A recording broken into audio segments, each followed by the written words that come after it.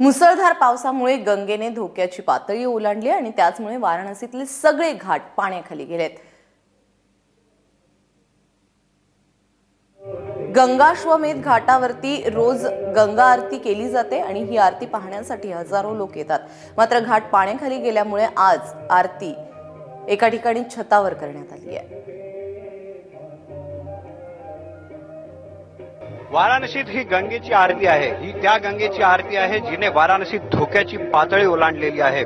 तशी ही आरती जी होत असते ती दशाश्वमेध घाटावर होत असते आणि हे जी तुम्ही नाव बघता इथे ही होत असते। मात्र आता इथे एवढं पाणी आलंय धोक्याच्या, गंगा नदीने धोक्याची पातळी ओलांडल्यामुळे की इथे या नाव आहेत आणि इथे या घाटावर ही आरती न होता आता एका छतावर, एका घराचं हे छत आहे तिथे ही आरती होते।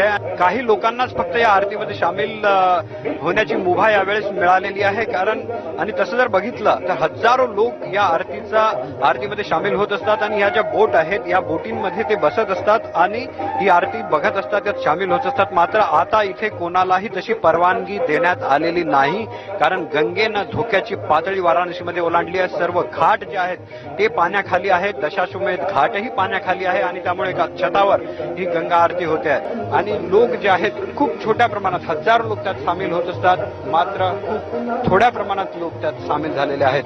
कॅमेरामॅन अनिलसह उमेश मावत, एबीपी माझा, वाराणसी।